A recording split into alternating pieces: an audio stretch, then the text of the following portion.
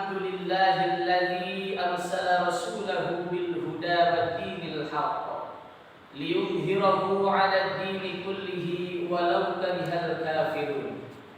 Wassalatu wassalamu ala asyrafil anbiya'i wal mursalin sayyidina wa maulana Muhammad wa ala alihi wa sahbihi wattabi'ina ila yaumiddin. Amma ba'd.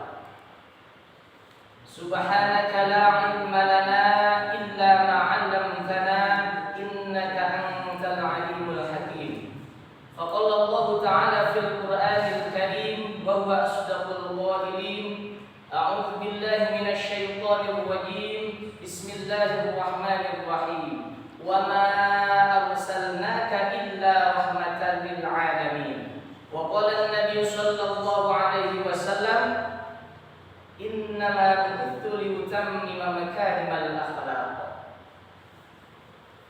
Tiada kata yang paling indah dan megah dari ucapan syair para pujangga. Tiada senandung lagu yang lebih merdu melebihi gadis yang kembang yang sedang diganggu penyakit rindu. Tiada suara seindah permata menyulam jiwa sang jejaka yang dilanda penyakit asmara. Penghibur di kala layu, penggemar di kala lara. Marilah kita sama-sama panjatkan puji dan syukur kehadirat Allah Subhanahu wa taala. Kehadirat Allah yang Maha Ghafur, yang mana nikmatnya tidak bisa diukir oleh tukang bubur ataupun tukang gajibur ataupun juga tukang gali sumur. Makanya kita harus bersyukur agar tidak termasuk orang yang kufur yang nanti akan dipentur di dalam kubur sampai badannya hancur melebur laksana nasi menjadi bubur.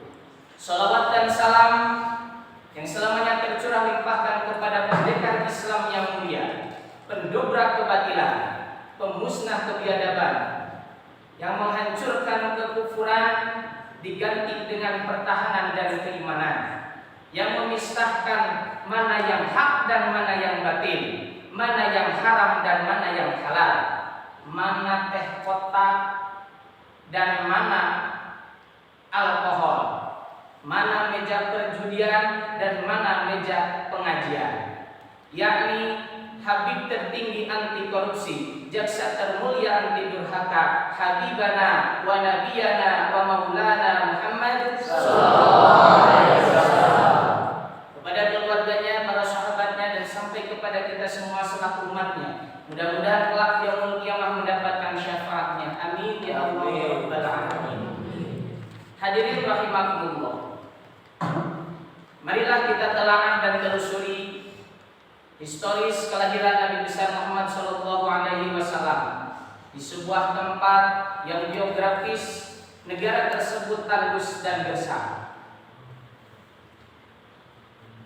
di mana tempat tersebut adalah tempat dilahirkannya Nabi Muhammad sallallahu alaihi wasallam.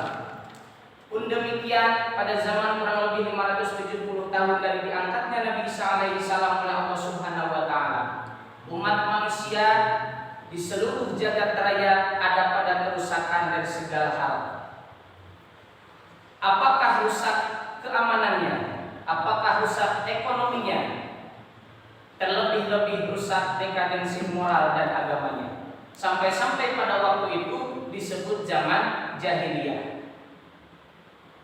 Dengan demikian,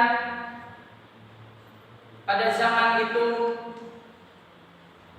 manusia dijajah oleh hawa nafsunya karena tidak mempunyai pedoman hidup, yang kehidupannya senantiasa diliputi dengan peperangan, penganiayaan yang kuat kepada yang lemah. Sebab pepatah betul mengatakan, berlayar tanpa nahkoda apalah yang akan terjadi. Hidup tanpa pedoman hancurlah yang abadi. Betul? Hadirin rahimakumullah.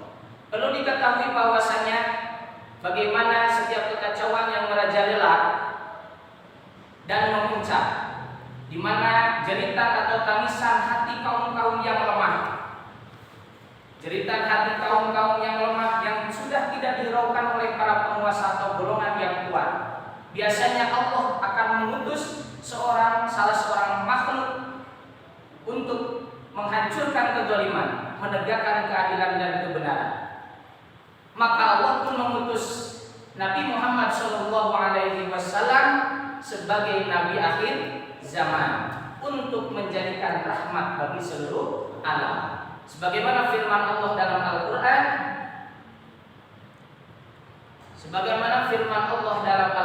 wa ma arsalnaka illa rahmatan lil alamin.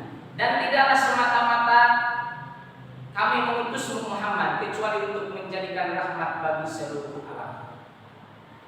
Hadirin rahimakumullah. Maka jelaslah bahwa Nabi Muhammad SAW diberi tugas atau mempunyai kewajiban yang sangatlah berat, karena memberantas kaum-kaum musyrik menjadi kaum-kaum bertauhid, memberantas kaum-kaum yang zalim menjadi kaum-kaum yang damai. Maka marilah kita sama-sama untuk mengambil contoh dari kehidupan Rasul. Tapi sebelumnya, ketika Nabi mulai menyampaikan hukum-hukum Allah kepada umatnya, bukannya disambut dengan sambutan yang hangat, tapi malah sebaliknya. Beliau disambut dengan cacian, makian, disambut dengan sambutan-sambutan dari orang-orang Quraisy. Tapi dengan hal demikian, Nabi Muhammad tetap bersabar. Nabi Muhammad SAW tetap antusias menyampaikan dakwahnya. Sebagaimana pepatah mengatakan, dimanapun ada kebaikan pasti dihadapkan dengan kejahatan. Di mana ada perjuangan pasti di situ ada pengorbanan. Tidak ada mawar yang tak berduri, tak ada lautan yang tak bergelombang, tak ada daratan yang tak terkena hujan, tak ada pengorbanan, tak ada perjuangan tanpa pengorbanan. Betul? Maka pada kesempatan kali ini marilah kita ambil 4 faktor contoh kehidupan Rasul, yang mana 4 faktor ini perlu kita teladani untuk kehidupan sehari-hari dalam berbangsa dan bernegara. Yang pertama, Nabi dikenal dengan gelar Al-Amin, artinya orang yang terpercaya. Baik dari segi masalah yang kecil sampai masalah yang besar, baik dari segi perbisnisan sampai dengan cara Nabi berbangsa dan bernegara. Nabi dikenal dengan orang yang dipercaya. Nabi dikenal dengan orang yang dipercaya. Lalu bagaimana Nabi dikenal dengan gelar Al-Amin? Karena Nabi mempunyai sifat-sifat yang terpuji, akhlak-akhlaknya yang mulia, dan terlebih-lebih Nabi selalu jujur. Nabi pernah berbisnis, tapi bisnisnya Nabi tidak pernah merugikan orang lain. Yang kedua, yang perlu kita teladani dari kehidupan Rasul adalah Nabi meluruskan akidah yang menyimpang, yaitu orang-orang musyrik kepada Allah Subhanahu wa taala, atau orang berkata bilaih in Allah, percaya kepada Allah, namun kenyataannya jauh daripada kenyataan. Artinya mereka percaya tapi perbuatannya tidak sesuai dengan ajaran Islam. Jadi mereka percaya tapi tidak sesuai dengan ajaran Islam. Padahal Nabi telah menunjukkan ini yang benar dan itu yang salah, ini yang hak dan itu yang batil, ini meja pengajian dan itu meja perjudian. Tapi beda dengan sekarang. Bukannya melarang perjudian, bukannya melarang perzinahan, tapi malah membuat bangunan untuk perjudian. Makanya pantaslah kita sekarang ini dilanda dengan berbagai musibah. Ada longsor, banjir, para petani akan memulai panen tapi dihantam dengan hamanya, dan kebakaran pun di mana-mana. Itu adalah azab bagi kita semua, karena kita tidak bersyukur atas nikmat yang telah diberikan oleh Allah Subhanahu wa taala. Seharusnya kita bersyukur atas nikmat yang diberikan Allah agar kita selalu taat kepadanya. Bukan sebaliknya, kita malah mengkufuri nikmat tersebut dengan kita selalu melakukan maksiat. La in syakartum la azidannakum wa la in kafartum inna adzabi lasyadid.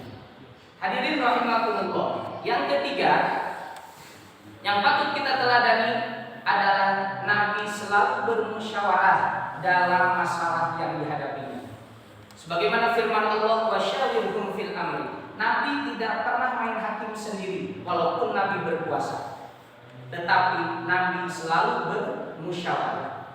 Akhirnya rakyat pada zaman Nabi itu berbeda dengan zaman sekarang kita kali ini. Kalau kita mungkin yang penting saya berkuasa, maka timbullah 3A. Aku sikap, aku dapat, dan aku minggat. Yang penting saya berkuasa, yang penting saya senang. Itulah yang ketiga. Jadi Nabi selalu bermusyawarah dalam masalah yang dihadapinya. Yang terakhir, yang keempat adalah yang perlu kita teladani, yaitu Rasul selalu menegakkan keadilan. Tidak mengenal itu keluarganya, tidak mengenal itu kerabatnya, tidak mengenal itu sanak pemiliknya. Kalaulah mereka salah, maka ia akan dihukum. Nabi pernah bersabda yang artinya, jika saja Aisyah putriku mencuri, maka akan saya potong tangannya. Berarti di sana bisa menjadikan bahwa Nabi sangat tegas dalam menegakkan keadilan. Sebab Nabi pernah berkata juga, hancurnya umat terdahulu sampai sekarang ini apabila yang mencuri adalah rakyat jelata, yang mencuri adalah rakyat yang menderita, maka dijatuhkanlah sanksi hukum, tapi yang kaya tidak. Jadi yang benar malah dipenjara, yang salah malah tertawa. Sebagaimana pepatah mengatakan dalam perkataannya, hukum di dunia ini diibaratkan seperti sarang laba-laba yang hanya menangkap serangga-serangga yang kecil, tapi burung-burung yang besar merobek-robeknya dengan mudah. Makanya dalam suatu manusia pasti berkata, pengadilan banyak di mana-mana, tapi susah mencari pengadilan. Itulah 4 yang perlu kita ambil contoh dari kehidupan Nabi. Yang pertama tadi sudah dikatakan adalah apa yang pertama tadi? Yang pertama mempunyai gelar Al-Amin. Yang kedua, apa yang kedua? Meluruskan akidah yang menyimpang. Yang ketiga, selalu bermusyawarah dalam masalah hal apapun. Yang terakhir, Nabi selalu menegakkan keadilan dan tidak mengenal itu sanak saudara, kerabat, dan lain sebagainya. Mungkin itu saja yang bisa disampaikan pada kesempatan kali ini. Mudah-mudahan bisa bermanfaat untuk kita semuanya. Amin ya Allah ya Rabbal Alamin. Sekian, mohon maaf atas segala kekurangan dan kesalahannya. Kalau ada sumur di ladang, boleh kita bernumpang mandi. Kalau ada umur yang panjang, boleh kita berjumpa kembali. Hadanallahu wa iyyakum ajma'in. Billahi taufiq wal hidayah. Wassalamualaikum warahmatullahi wabarakatuh.